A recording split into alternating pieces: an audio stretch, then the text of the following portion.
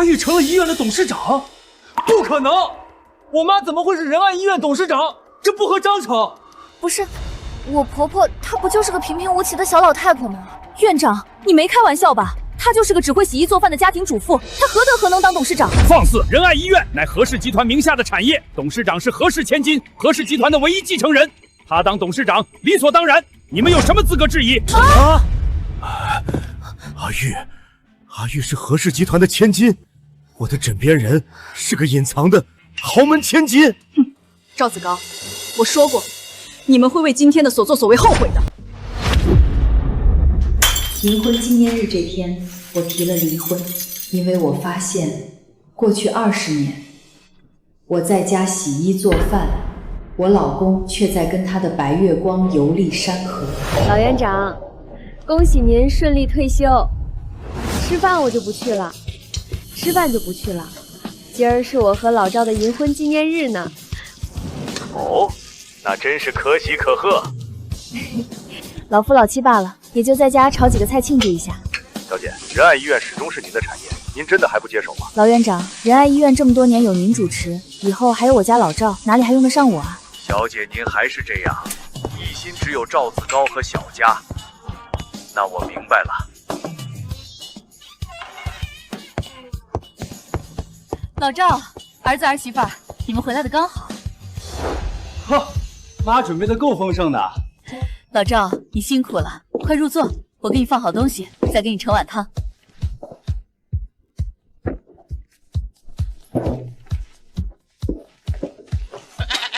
老夫老妻了，还这么肉麻。来，老赵喝汤。这是你最爱的无花果炖鸡。爸，今天可是你和妈银婚纪念日啊，25年，你不得表示表示？还用你说？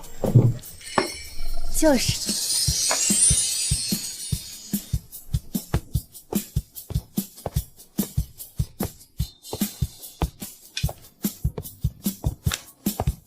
阿玉，银婚快乐！老头子，都老夫老妻了，你还搞这些虚的干嘛？你回来吃顿饭，我就很开心了。妈，打开看看。对啊，妈，快看看公公买了什么漂亮首饰。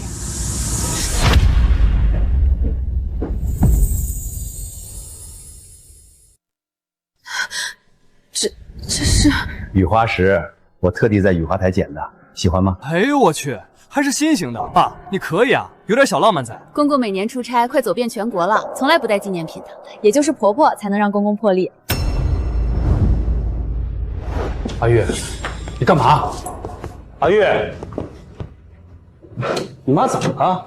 神经兮兮的。别管了，爸，先让儿子敬你一杯。爸，您辛苦了。这次您出差，顺带跟当地介绍了一下我的医疗器械公司，一下子就有500万的订单来了。儿子，敬你。儿媳也敬您，有公公在，我们赵家不愁没有好日子。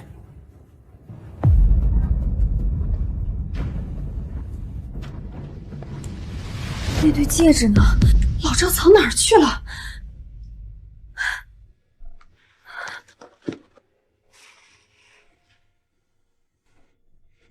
难道在这里面？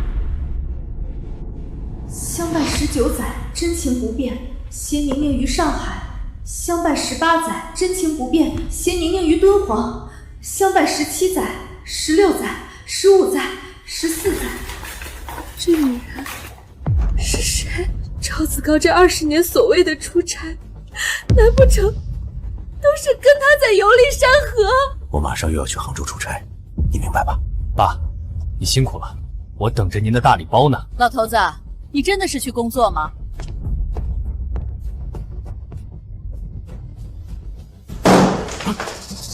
这20年，你每次说去出差，其实都是陪这个女人游山玩水。赵子高，他是谁？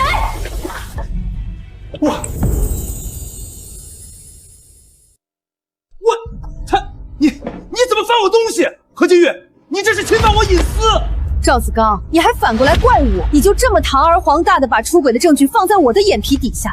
整整20年真情不变，赵子高，你好深情啊！你少胡说八道！什么出轨？我跟宁宁清清白白。宁宁，叫的真亲热。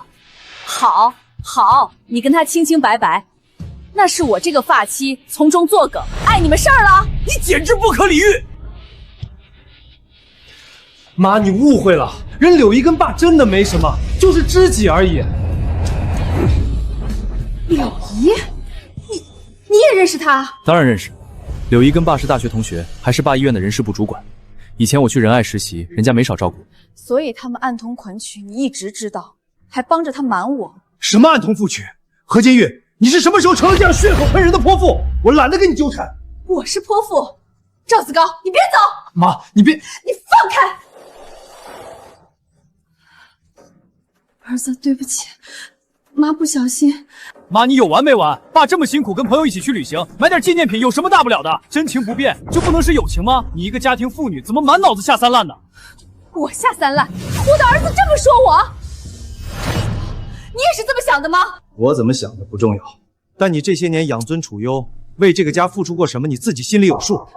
我养尊处优，这几十年，衣服是我洗的，饭是我做的，连马桶堵了都是我通的。所有家务活，你们父子没动过半根手指头。是你们工作，你们养家，你们了不起。但你们再苦再累再忙，还有假期，我呢？我这个家庭妇女，近30年，全年无休，不分黑夜白天，给你们做牛做马，这就是你们说的养尊处优。何金玉，你这是要跟我们算账了？谁家老婆不生孩子不做饭啊？你比别人多付出了什么？你就是做了你该做的，难不成我还要给你发工资、发奖金？这传出去不让人笑话了？我不要钱，我要尊重，你给了吗？就算我要钱，难道不应该吗？好了，别吵了，说1000到1万，就觉得干家务受委屈了是不是？行，我这就给你转账。爸马上要升院长了，我的公司也上轨道了，您就当为了这个家好，别闹了。难怪你不向着我这个妈，你爸马上升院长，能为你铺路，而我只是个转账就能打发的佣人，对吗？妈，你一定要把话说这么难听吗？你到底想怎么样？我要离婚！赵子高，你准备离婚协议吧？婆婆，这让他走，过不了几天就会回来求我了。赵轩，你妈3天没着家了，现在我还要自己带女儿来看医生，我不用上班吗？老婆，我也没办法呀，谁知道我妈这么不知轻重？你再忍忍啊！我爸说了，过不了几天他就会回来的。我看到你妈了。他去医院做什么？你快去看看。小姐，快请坐。太见外了，老院长，您是我爷爷的门生，我父亲的师弟，我该叫您叔叔的。这是何家的医院，我叫你一声小姐理所应当。这么多年来你都没来医院，今天是有什么事儿吗？是关于赵子高。完了，老公，我妈是来见院长的，她是不是来举报咱爸出轨的？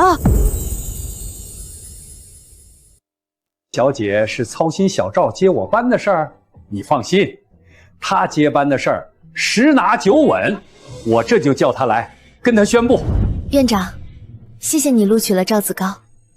小姐，这是您的医院，您要录取谁都是一句话的事儿，只是您为什么不让他知道您是何氏千金？他寒窗苦读20年才走出了农村，我不想让他自卑，我想等有朝一日他当上院长了，再告诉他真相。这个小赵好福气啊。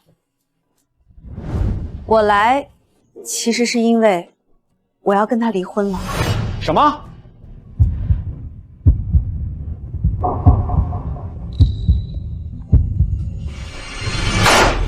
这个狼心狗肺的东西，他竟然做出这种事儿，我这就开除他。还有那个柳宁，一并开除。等一下，老院长，我来不是想让你开除他。怎么了？你不舍得夫妻情分？确实有几分不甘心，20年风风雨雨的走过来，老院长，让赵子高接班的任命书还是如常下发吧。不过，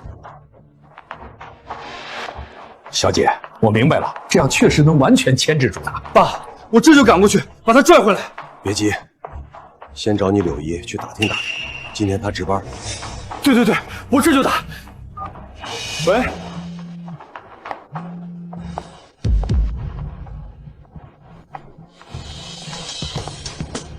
喂，小轩，怎么了？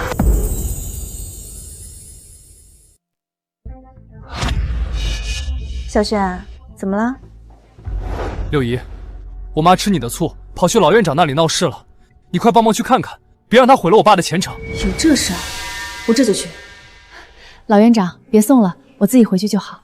小姐，一路小心。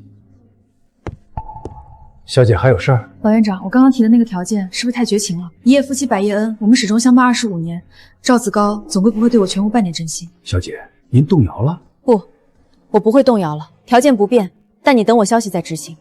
如果赵子高回心转意，我愿意给他一个机会。是，小姐。小姐，你的心是肉做的，可赵子高的心，万一是石头做的呢？来晚了，院长，刚刚那是赵主任的夫人吧？她怎么来了？现在是工作时间，你很闲吗？瞎打听！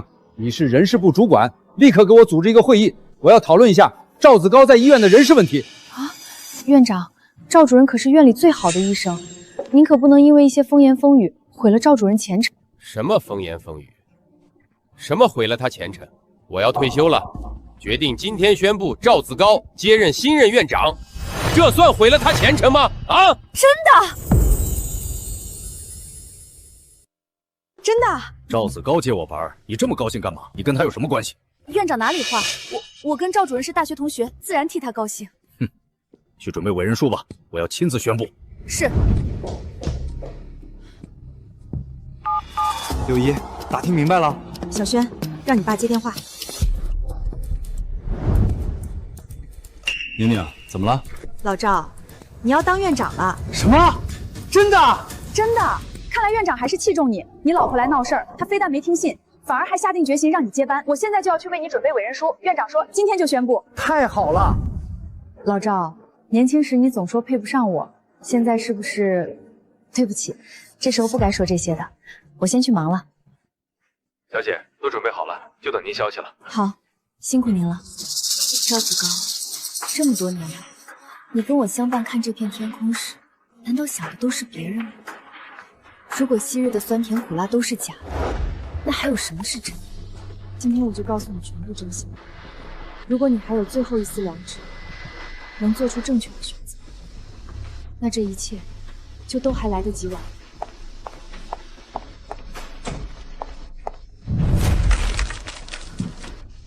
这是何金玉，如你所愿，我们离婚吧。你已经想好了？我早就想好了，字儿我都签好了。刚刚我还打算给你最后一次机会，你连字都已经签好了。确实有几分不甘心，20年风风雨雨的走过来，老院长让赵子高接班的任命书还是如常下发吧。不过，小姐，我明白了，这样确实能完全牵制住他。看来你已经下定了决心，就为了你的宁宁。你少污蔑我和宁宁，我只是不想和你这种女人再过下去了。妈，你去医院闹事，想毁了爸的前程。好在老院长英明，没有听信你的谗言，反而决定让爸接班。爸真是伤透了心，没法跟你过下去了。婆婆，你千不该万不该，不该做这种诛心的事。所以，赵子大，你是以为自己当上院长了，有底气了，才决定跟我离婚，去跟小三双宿双栖？何金玉，少管我今后如何，在我背后捅刀子，想毁我名誉前程，我绝不能容你这种屠夫做枕边手。如果我说我非但没有毁你前程，反而跟老院长保你接班，你又怎么说？何金玉，你是老糊涂了，还是当我老糊涂了？妈，你别开玩笑了，我是你亲儿子，你几斤几两我不清楚吗？你向老院长保爸的升迁，你一个家庭妇女能有这能耐？你怎么不说，如果爸不顺你心意，你还能撤回老院长的决定，甚至开除爸？你说的没错，我确实有这权利。荒唐，荒唐！婆婆，闹到这份上，你还为了面子说大话，何必呢？到时候传出去，你白白招人笑话。我是该被笑话，笑我有眼无珠，找了个无耻无德的老公，养了个忘恩负义的儿子，还找了个白眼狼儿媳妇。何金玉，真是太蠢了！好，我同意离婚，从此以后一拍两散。等等，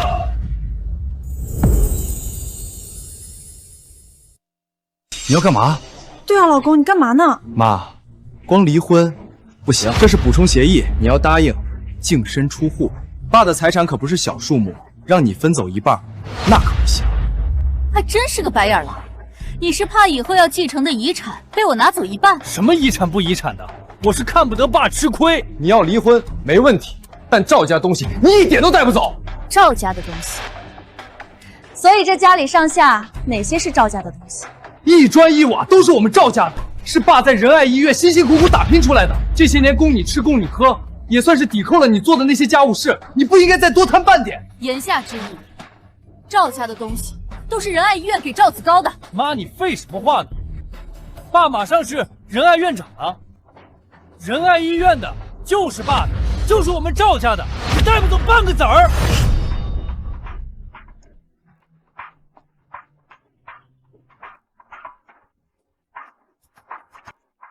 赵子高，你呢？你也觉得这家里的东西都跟我没有半点关系吗？阿玉，赵轩说的在理，离婚了，每个月我会给你合理的赡养费，但这家里的东西与你无关，你别惦记了。好，好得很。仁爱医院这几十年，让你赵子高买了最好的房子、最好的车子，供你儿子上了最好的私人大学，到头来，原来跟我何金玉没有半点关系。妈，同是女人，我就不得不说你几句了。过去几十年，你不思进取，都靠公公养活，现在你撒泼打滚，何必呢？还是体面的离开，靠着公公给的赡养费，安稳度日吧。好，我签。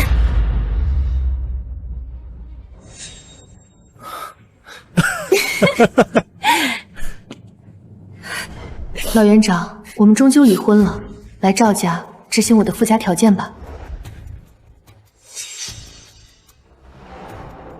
小姐，我早就料到是这个结局，我马上就到你家楼下了。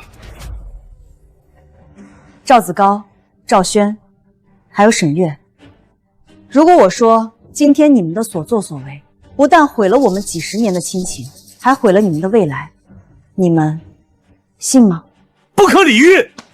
妈，别演了，你是不是电视看多了？婆婆，说好了就走吧。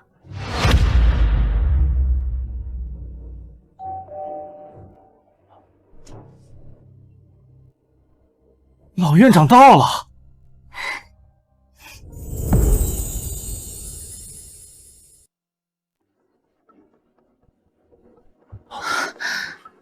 是老院长到了，是亲自来宣布爸的任命吗？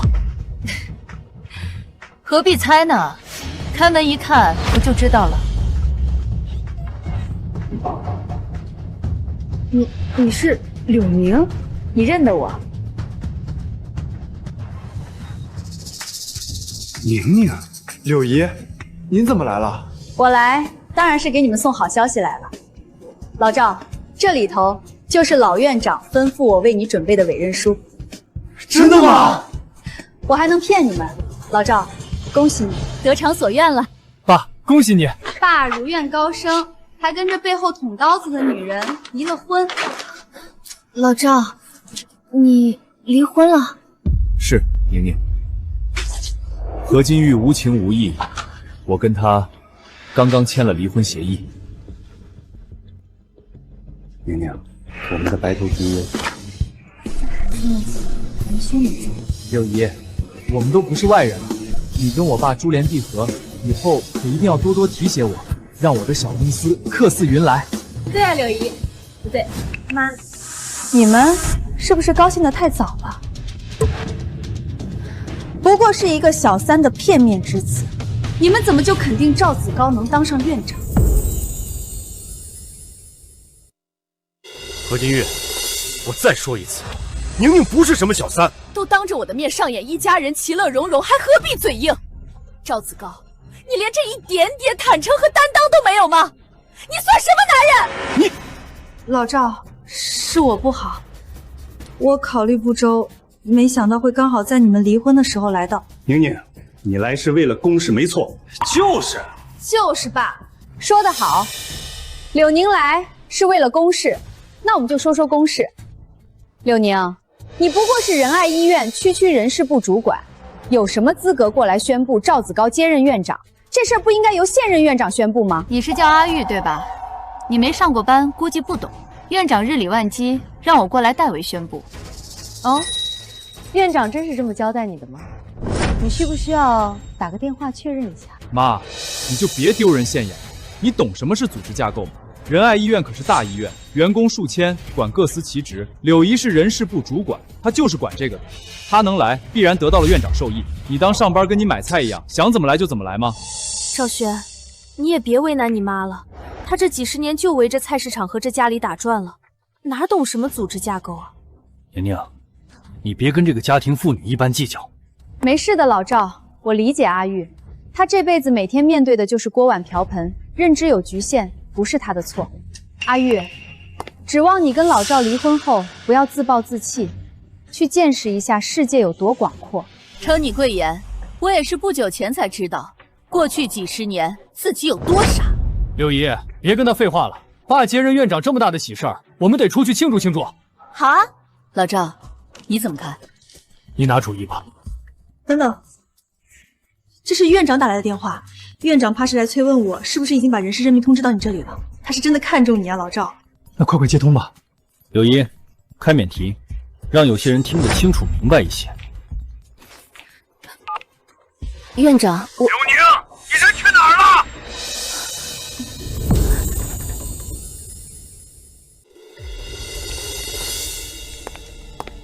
院长，我现在在老赵不在赵主任家里。你私自跑过去干嘛？你提前宣布了人事任命。不是院长，您说今天内要宣布。我说要亲自宣布。你这个人事部主管怎么当的？院长，是我冒失了。我马上到，在我到之前，你和赵子高都在原地等着。宁宁，这是怎么了？院长怎么好像很生气？对啊，柳姨，不会发生什么变故了吧？不是，是我不对。我因为老赵要接任院长，高兴过头了，兴冲冲跑过来，忘了院长吩咐过，他要亲自宣布这个任命。他老人家现在正赶过来呢。院长要亲自过来宣布任命？刚刚我不就是这么说的吗？柳宁，你没有资格。那也是说明院长看重咱爸。对，爸，看来院长真的很看重你啊。那是自然，老赵可是医院最好的外科专家，国内顶尖。院长不看重他，还能看重谁？妈，你瞧瞧，这就是爸的能耐。堂堂仁爱医院的院长，巴巴的亲自过来宣布任命，你可知道这是何等殊荣？你们这是误会了。老院长他之所以跑过来，是因为他得到了仁爱医院董事长的命令，跟看中赵子高没什么关系。赵子高能不能当上院长，老院长也得听董事长的决定。董事长？董事长？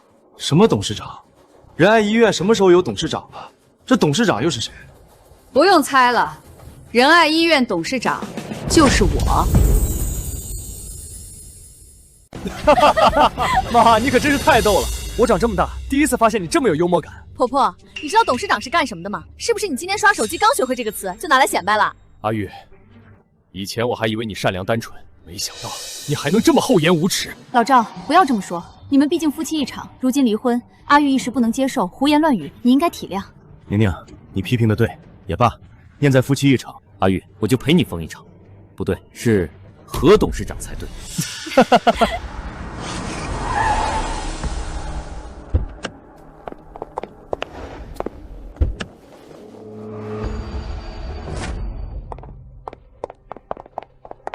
敢问何董事长，你对老院长下达的命令，是不是要将我赵子高扫地出门，赶出仁爱？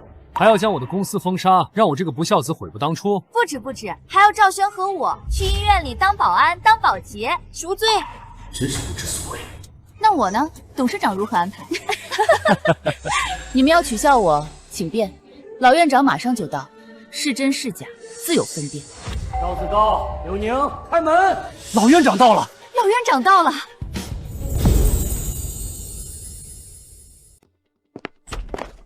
院长大驾光临，有失远迎了。小轩、沈月，过来。老院长，这是犬子和他媳妇儿。赵主任，我是为公事而来，私事暂且不论，都听老院长的。老院长公私分明，晚辈学习了。刘宁，委任书呢？院长早就准备好了。赵子高，现在我作为仁爱医院院长，宣布关于你的人事任命。院长请。我年事已高，即将退休，为仁爱医院长远发展考虑，兹任命赵子高在我退休后接任院长一职。感谢院长栽培，我定不负厚望。老赵，恭喜你！爸，恭喜你！爸，恭喜你！老院长，多亏您亲自来为我爸接任院长这件事盖棺定论。刚刚还有人在这闹呢，说仁爱医院老院长您说了不算，上头还有个董事长呢。就是啊，公公在仁爱几十年都不曾提过什么董事长。老院长，敢问仁爱医院您的头上真的还有个什么董事长吗？我的头上，董事长没有。好了，赵轩、沈月，家丑不外扬，就别拿来叨扰老院长了。老赵，孩子不懂事儿，以后多教育就是。当务之急是好好宴请老院长。对，由我做东，在城里最好的酒店设宴。老院长，请务必赏脸出席。你们急什么？我话都没有说完。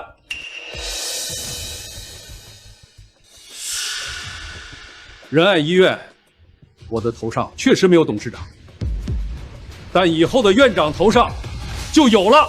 从今日开始，仁爱医院将会由新任董事长全面接管，院内大小事宜都由他拍板。至于你，赵子高，自然也要对董事长言听计从。什么？院长，这怎么这么突然？这件事闻所未闻啊！院长，这位新任董事长是什么来头？难不成……不是吧？难道真的？看你们的样子，不是都猜到了吗？何金玉女士，就是仁安医院的新任董事长。董事长好，董事长好。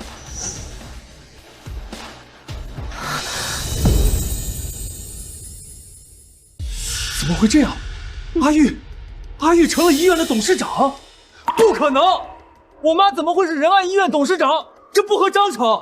不是，我婆婆她不就是个平平无奇的小老太婆吗？院长，你没开玩笑吧？她就是个只会洗衣做饭的家庭主妇，她何德何能当董事长？放肆！仁爱医院乃何氏集团名下的产业，董事长是何氏千金，何氏集团的唯一继承人，他当董事长理所当然。你们有什么资格质疑？阿玉是何氏集团的千金，我的枕边人是个隐藏的豪门千金。哼，赵子高，我说过，你们会为今天的所作所为后悔的。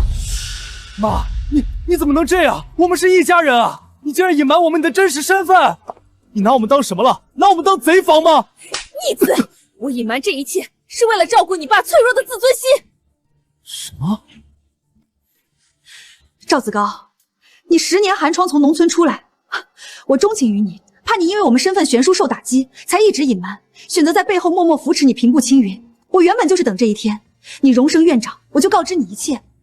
不曾想，我潜心数10年，想为你打造一份爱的惊喜，却意外得见赵子高、赵轩你们父子的真面目。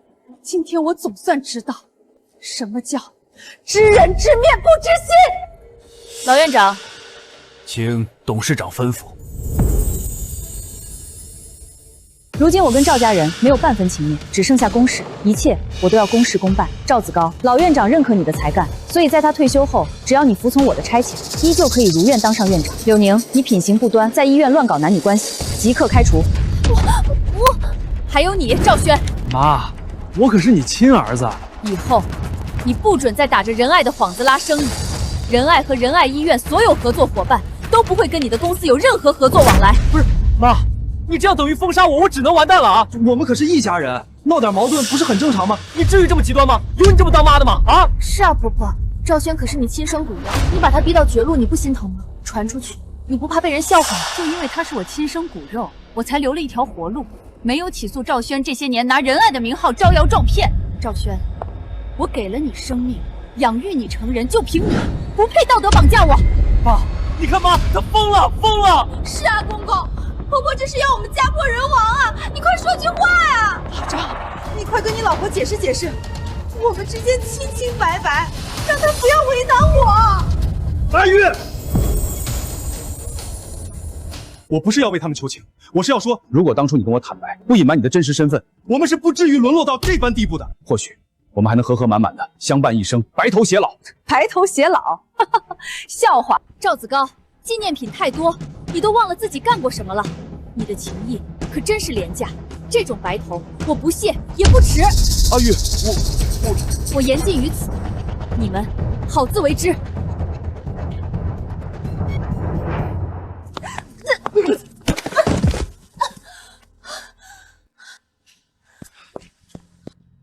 起来。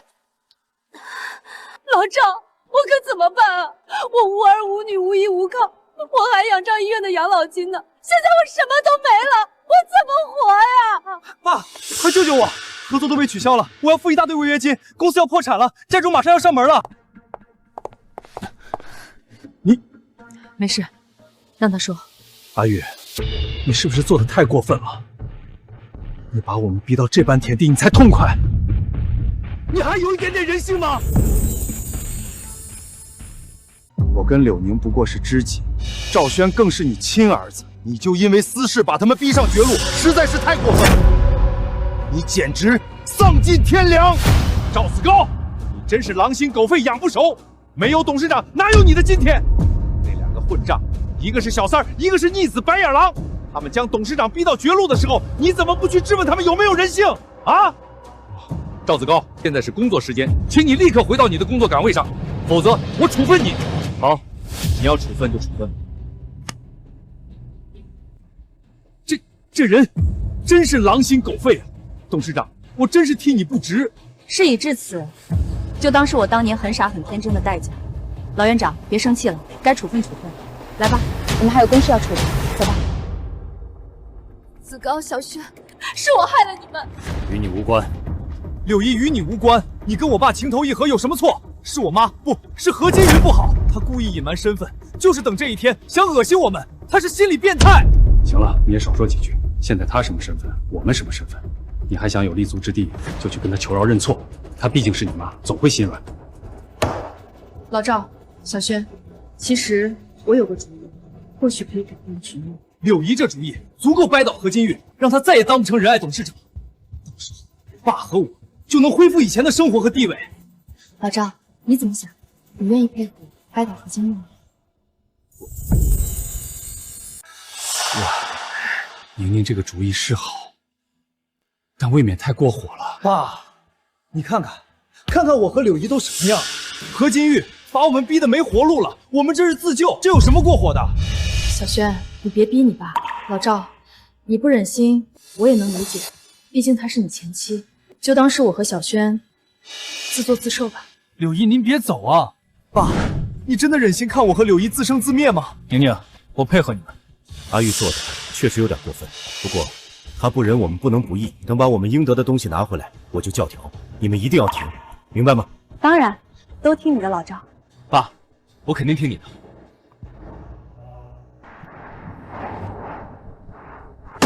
这个赵子高竟然还没回来，他这是公然旷工。他对柳宁也算是有情有义。董事长，你不好了！董事长、院长，医院出大事了！慌什么？冒冒失失不成样子！这里可是医院。你别着急，慢慢说。董事长、老院长，医生集体罢工了，现在医院几百个病患没人管，都快炸开锅了！你们快去看看吧！什么？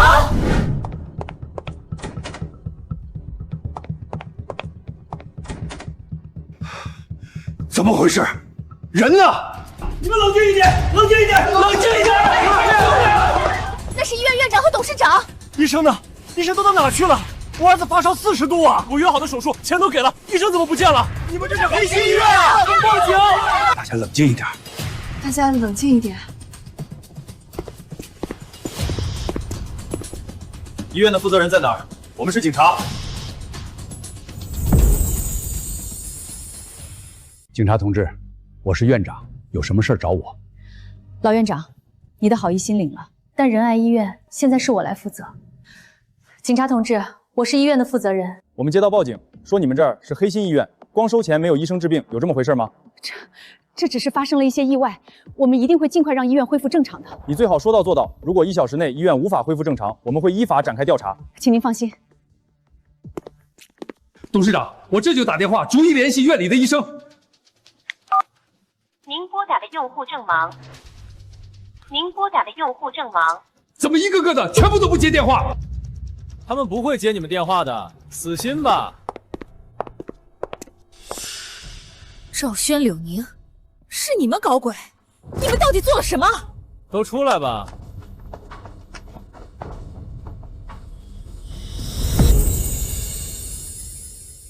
你们疯了吗？一个个擅离职守，不顾医德，也不想要工作了。老院长，我们是没有办法。什么没办法？赵轩和柳宁能拿你们怎么样？赵轩和柳宁没那么大能耐。赵子高，你还要藏到什么时候？出出来吧。赵子刚，你才是主谋！赵子高，你要挟他们什么？要挟谈不上，我不过是给他们提了点建议。什么建议？你还知道要脸？你们说吧。事已至此，也该替他们摊牌了。董事长，我们遭到赵院长的要挟，他是国内最顶尖的外科医生，还有很多门生。他放出话去，谁不配合罢工，他和他的门生以后绝不接诊。都知道能医不自医啊，我们都保不准自己和家里人哪天会不会要赵院长和他的门生救命。赵子高，你竟然……赵子高，你还配做医生吗？你简直不是人呐！我那是权宜之计，只要阿玉今天妥协，我自然不会真的做这种败坏医德的事情。赵子高，别废话了，有什么条件提吧。赵轩，妈，我们的要求其实很简单，只要你卸任董事长，然后在这份股份转让书上签字，将医院1半的股份转让给爸就是。至于其他的，我们自己会处理好。1半的股份，你们倒是挺大方，还给我留了1半。阿玉，我们毕竟夫妻一场，离婚了，共同财产本就要对半分。这医院股份给我1半不算过分，这还不过分？这是董事长婚前的财产，你凭什么分1半？你真是人面兽心，丧尽天良！老院长，这件事与你无关，请不要插嘴。就是，这是我们的家事，轮得到你这个老东西废话吗？妈，你也别不服气，医院院长本来就该有能者居之。我爸可是国内最顶尖的外科医生，连这个领域的泰斗、蜚声世界的 Dr. Thomas 都公开认可过我爸的实力，让他当院长才是实至名归。董事长，这协议你不能签啊！这可是你父亲毕生心血，就这样被这对白眼狼拿走1半。我不能为了一己之私，罔顾这些病人和医生的利益。这样，我跟他们3个又有什么区别？我签。慢。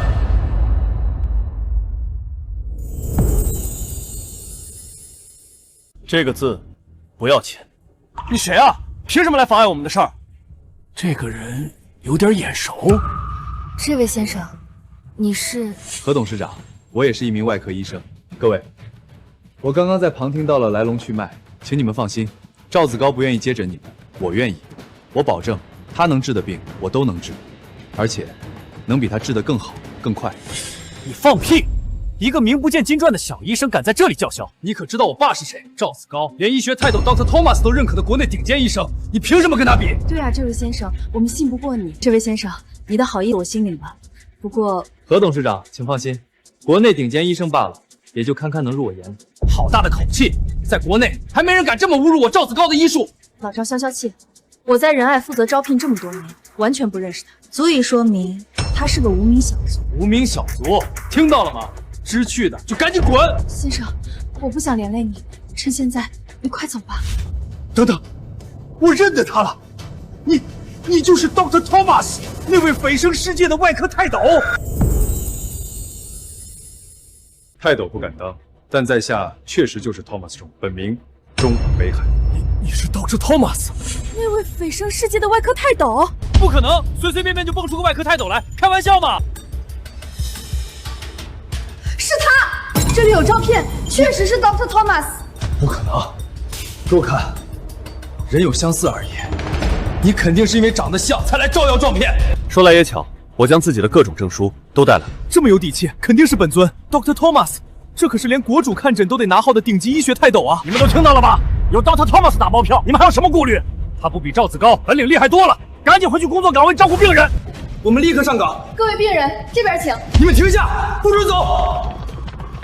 哈哈哈！赵子高、赵轩、柳宁，你们的狼子野心化成泡影了。Dr. Thomas， 为什么你个医学泰斗会突然跑来这里？这个问题我也很好奇。钟医生，是什么惊动了您的大驾？既然在这里偶遇，还让您机缘巧合下帮我解了围。不是机缘巧合，我就是为你而来的，何董事长。我？什么？你不认得我吗，阿玉？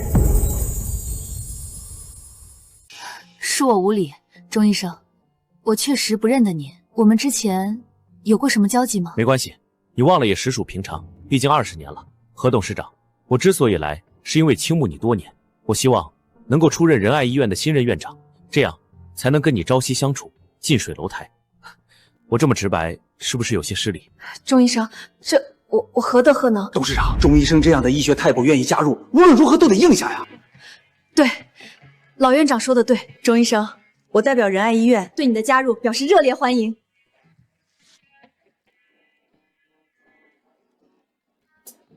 何金玉，好啊，你还敢污蔑我和柳宁有不正当关系？原来你这是恶人先告状啊！你的姘头这当着无数人的面对我公然挑衅！董事长，跟这种小人打嘴讲有失你身份，让我来吧。第一，过去20年，我和何董事长没有任何往来，不过是我单相思，我们绝无任何出格之处。你可以随便查我们的手机，我们经得起查。但反过来，你和柳宁的聊天记录，赵子高，你敢公布吗？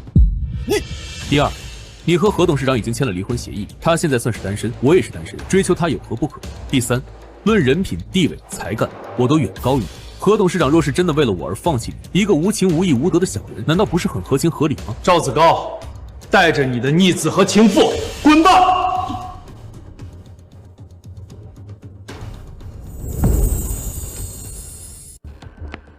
不会就这么罢休的，你们等着！何董事长，你我没事，就是有点心寒。我怎么会跟这么一个人度过大半生，还生了这么个白眼狼？钟医生，让你看笑话了。何董事长，我特地回国就是希望为你分忧。现在我最想要的是什么？如果钟医生突然提出什么请求，我该怎么办？我要拒绝吗？可是他刚帮了我大忙，又是蜚声世界的医学泰斗，我如果拒绝，万一他负气离开，荣爱医院怎么办？何董事长，对不起，钟医生，我失礼了。你请说，现在你最想要的是什么？何董事长，现在我最想要的是马上入职。赵子高刚刚那么一出，医院上下人心未定，我要立刻入职，整顿医院上下的风气，同时开始接诊，让所有病患安心，这才是我们唯医者最该做的事情，不是吗？对，钟医生你说的对，请跟我来。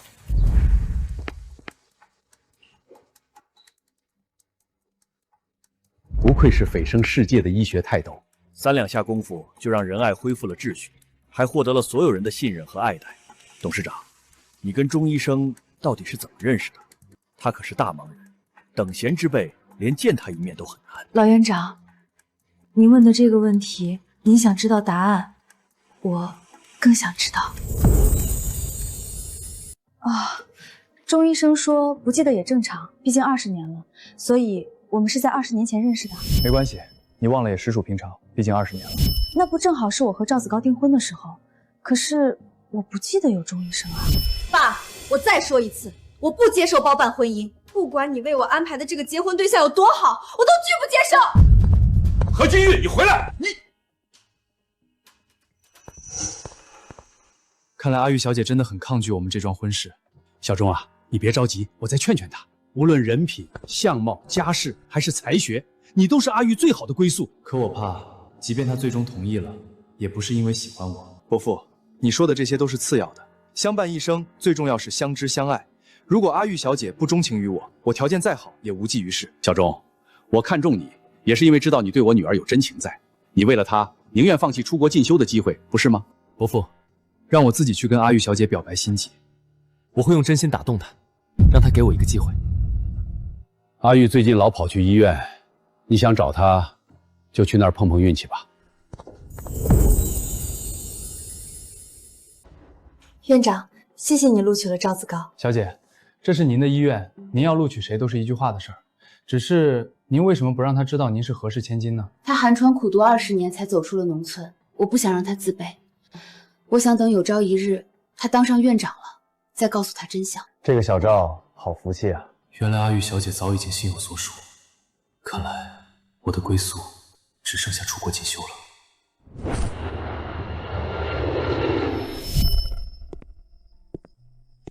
当年如果我再勇敢一点，而不是选择出国，或许你也不用受这么多委屈。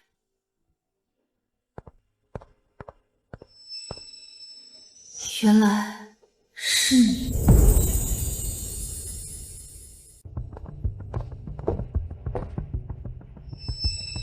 又是泡面，都吃几天泡面了？你爱吃不吃？我现在又要上班又要接孩子，哪有那么多功夫给你做饭？你之前不是能耐吗？不是兼顾事业和家庭吗？现在我妈一不在了，你连做个饭都不行了。你能耐，你去找你妈给你做啊！你看她理你吗？以前我妈在那会儿都是4菜1汤。以前洗衣做饭接送孩子都是你妈管的，现在我什么都得自己干，还得管你这个无业游民吃喝拉撒，老娘还不够累。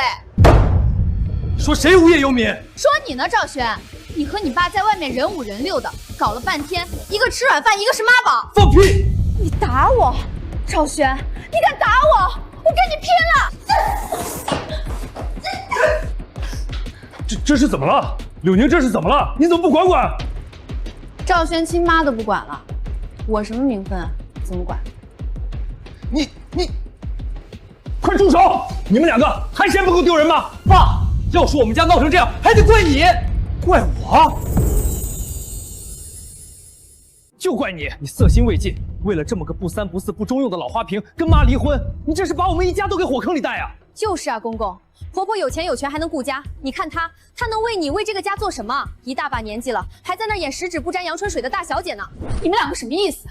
之前我提携你公司生意的时候，你一口一个柳姨叫的比亲妈都亲，现在你翻脸不认人了？那是我瞎了，以为你有本事能提携我，结果现在呢？你跟我亲妈一比，你给她提鞋都不配。爸，你去求求妈，说说软话吧。我们是一家人啊，她那么爱你，肯定不会真的忍心不管我们爷俩。你看看咱家现在都成什么样了，我还欠着一屁股债，这日子没法过了。是啊，公公，婆婆对你的真心，我们这几十年都看在眼里。可是，借现在的话说，婆婆是恋爱脑啊，你好好去哄哄她，一定会有转机的。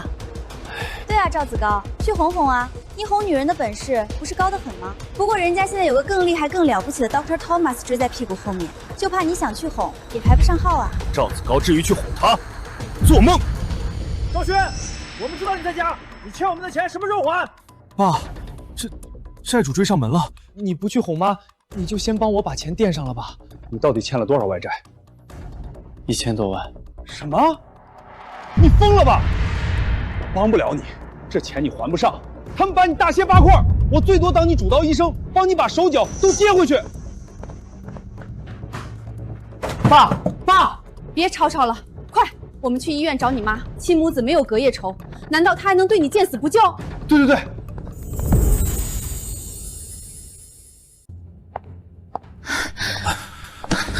你们这是干嘛？保安！没事，老院长，先听听他们要说什么。妈，我知错了，真的知错了，我不是人，我没良心。妈，我真的知道错了。你把我公司封杀之后，合作全断了，我还欠了一屁股债，我已经受到惩罚了呀！你不能对我见死不救，我是你亲儿子啊！对啊，婆婆，我们可是一家人，你就算不念赵轩，也得念你的孙女啊！她还小，如果赵轩出什么事，她以后怎么办？赵轩，你还敢跑？你们别乱来！我们可不是乱来啊！欠债还钱，天经地义。就是，赵轩拖着我们一大笔钱，我们也没法过日子啊！妈，你帮帮我！婆婆，帮你们还钱可以，不过我有个条件。妈，不管什么条件，我都答应。对啊，婆婆，不管什么条件，我们都听你的。好，这可是你们说的，可千万不要后悔。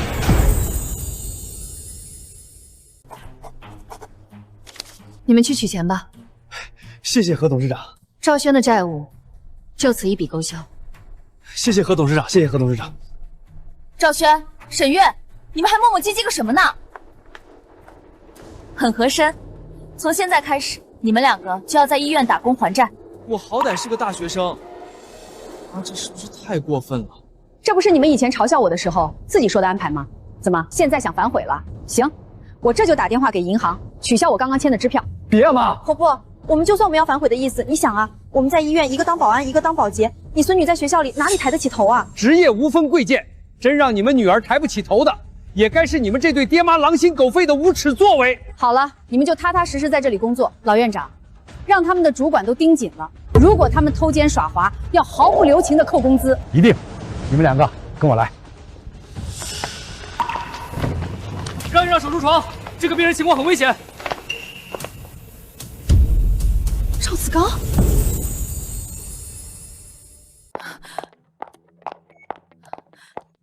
这是怎么了？你是伤者的家属，正好我们接到报警上门，发现他头部被打伤，打伤他的嫌疑人柳宁在逃，希望你能协助调查。什么？赵子高，出来！你儿子儿媳都走了，我要跟你谈谈。我和你没什么好谈的。你给我出来！赵子高，你什么意思？你现在是后悔了？巴巴的追了我几十年的人是你！我没有这意思，你让一让，我有事要出门。你手里拿着什么？没什么。你拿出来。这对戒指，你说是要送给我的20年纪念，你现在偷偷摸摸想拿出去，是想给谁？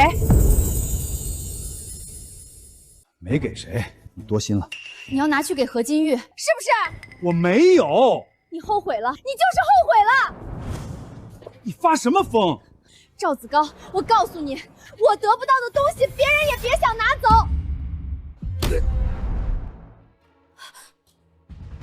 还有钱，不能怪我，这不能怪我。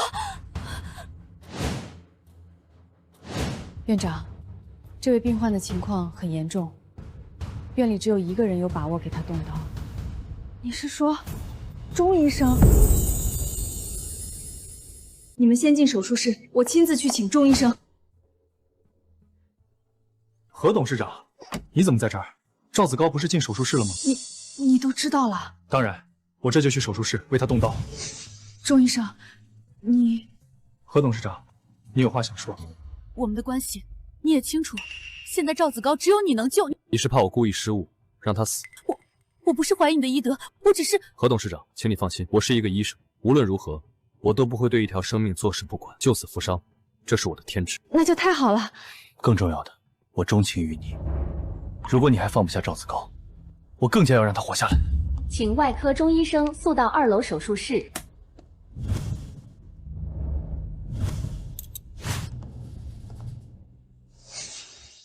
阿玉，你怎么在这儿？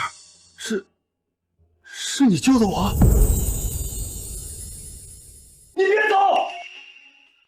你装什么好心？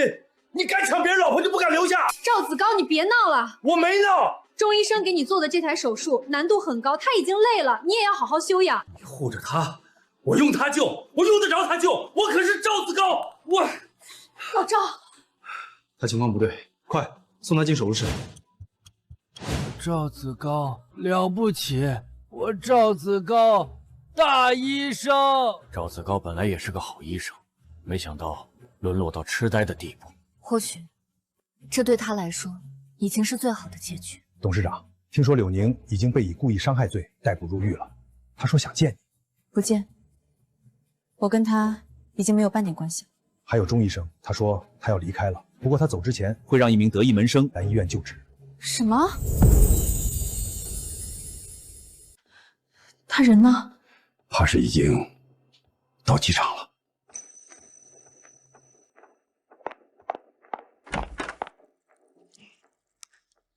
这……董事长，我也就是打个配合。钟医生，你骗我？是的，我耍了个小心机，看看何董事长你对我是不是有一点在乎。我得逞了。你这人多大年纪了，还玩这种小男孩手段？我的内心可能确实有一块还停留在小男孩的阶段，一个暗恋你却不敢跟你说的胆怯男孩。何董事长，不，阿玉小姐，你可曾记得年轻那会儿你有过一段婚约？我记得，婚约的对象就是你，钟家少爷。其实我前一阵已经想起来了，这或许是造化弄人。我当年以为我和你的婚约是包办婚姻，一定不会幸福，而我和赵子高是自由恋爱，肯定能白头偕老。谁知道我们还来得及。这20年造化弄人，让我更加明白自己的内心。我始终钟情于你，不曾变改。阿玉小姐，20年前我不够勇敢，因为知道你心有所属，就躲到了国外。但现在我希望为自己争取一次。阿玉小姐，嫁给我，跟我一起白头偕老，好吗？嫁给他，嫁给他！这也太突然了。不如我们先从看电影开始，因为我想补回我们本该谈却没谈的恋爱，可以吗？可以，当然可以。